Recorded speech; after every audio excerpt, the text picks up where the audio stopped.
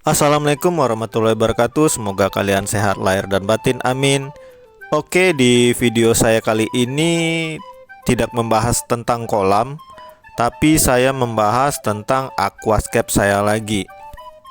Kenapa saya membahas aquascape saya lagi? Dikarenakan video aquascape dulu yang pernah saya upload sekitar tanggal 21 Oktober, beberapa minggu ini tiba-tiba banyak viewersnya.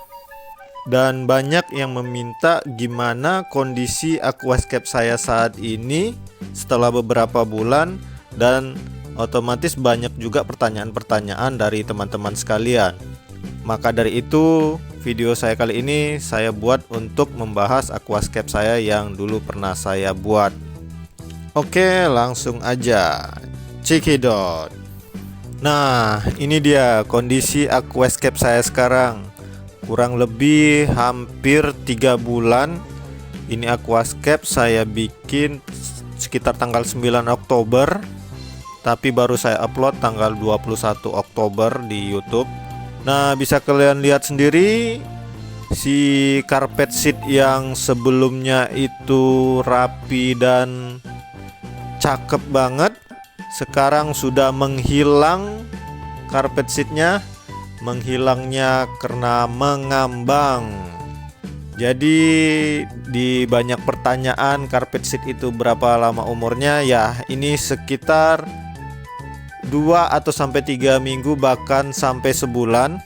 Setelah itu dia mengambang satu demi satu ke permukaan dan carpet sheetnya hilang, dan ini tergantikan jadi rumput-rumput lalang. Mungkin ini rumput-rumput yang besar-besar ini bekas carpet sheet dulu yang kecil-kecil akhirnya membesar. Tapi rumput-rumput yang membesar ini juga lama-lama mengambang ke atas, nanti ditumbuh lagi yang baru, seperti aja itu terus siklusnya.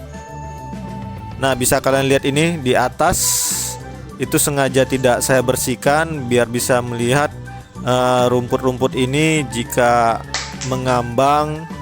Dan ini PR kita harus rajin membersihkan rumput-rumput yang lepas atau mengambang. Dan pertanyaan yang banyak ditanyakan juga yaitu tentang apakah aquascape saya menggunakan CO2 yang biasa pada umumnya kalau orang-orang aquascape menggunakan CO2. Saya tidak menggunakan CO2, saya hanya menggunakan pupuk dasar saja. Seperti yang kalian lihat, hanya menggunakan pupuk dasar, tapi tanaman-tanaman yang di dalam ini cukup subur dan lebat. Jadi saya apa adanya, tidak menggunakan CO2. Ya hanya pupuk yang di dalam pasir malang, mungkin ya pupuknya agak dibanyakin dikit.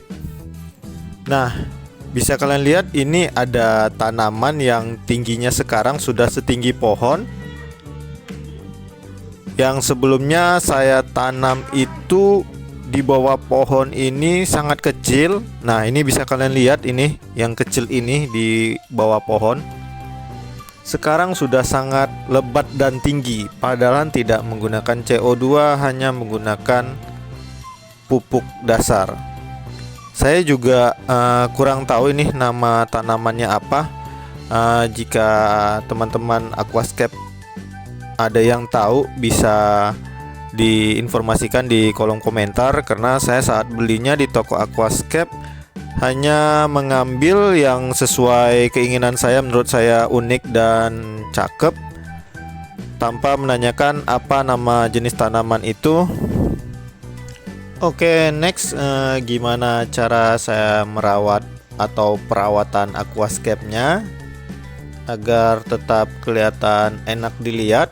Yang pertama, saya membersihkan kacanya rutin apabila sudah kelihatan kotor karena sudah mulai berlumut.